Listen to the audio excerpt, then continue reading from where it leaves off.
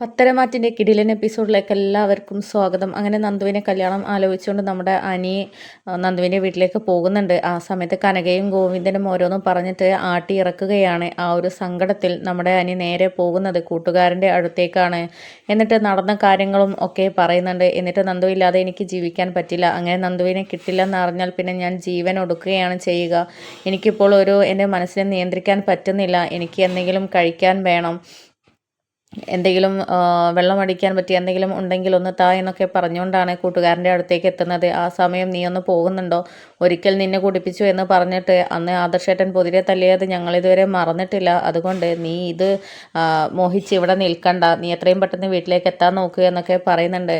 അങ്ങനെ അനി ആർക്കും എന്നോട് സ്നേഹമില്ല എന്നൊക്കെ പറഞ്ഞിട്ട് അവിടെ നിന്ന് ഇറങ്ങി പോവുകയാണ്. ആ ഒരു പോക്ക് കണ്ടിട്ട് അവനത്ര പന്തി തോന്നുന്നില്ല.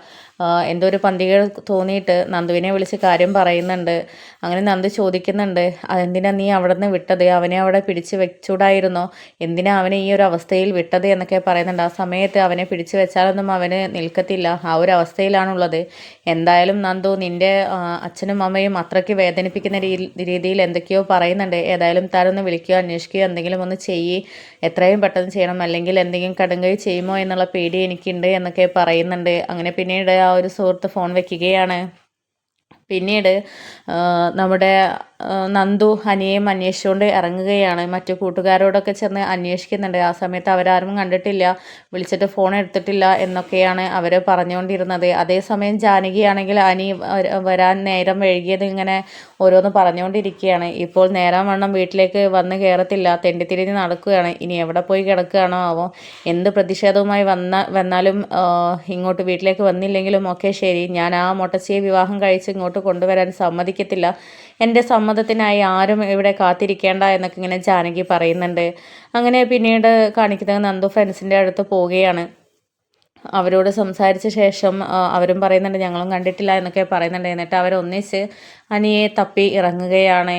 അതേസമയം നമ്മുടെ അനിയാണെങ്കിൽ പാലത്തിൻ്റെ മുകളിൽ നിന്നിട്ട് തൻ്റെ ജീവിതം അവസാനിപ്പിക്കാനും ആത്മഹത്യ ചെയ്യാനും വേണ്ടിയിട്ട് പോവുകയാണ്. അങ്ങനെ പാലത്തിൽ നിന്നും അവൻ ആ ഒരു സമയത്ത് നന്ദുവിൻ്റെ കാര്യവും നന്ദുവിൻ്റെ വിവാഹം നടക്കുന്ന കാര്യവും അതുപോലെ തന്നെ അനാമികയോടൊത്തുള്ള ഇനി ജീവിക്കാൻ പറ്റില്ല എന്നുള്ള കാര്യവും എൻ്റെ ജീവിതം ഇനി മുന്നോട്ട് കൊണ്ടുപോകാൻ നന്ദുവില്ലാത്ത ജീവിതത്തെക്കുറിച്ച് എനിക്ക് ചിന്തിക്കാൻ കഴിയില്ല എന്നൊക്കെ പറഞ്ഞിട്ട് നമ്മുടെ അനി പാലത്തിൽ നിന്നും എടുത്ത് ചാടാൻ നിൽക്കുകയാണ്. ആ ഒരു ഇത് കാണിച്ചുകൊണ്ടാണ് എപ്പിസോഡ് അവസാനിക്കുന്നത്. അപ്പോൾ അനി ആത്മഹത്യ ചെയ്യുമോ, ഇനി എന്താണ് സംഭവിക്കാൻ പോകുന്നത് എന്നത് വരും എപ്പിസോഡിലൂടെ നമുക്ക് കണ്ടറിയാം.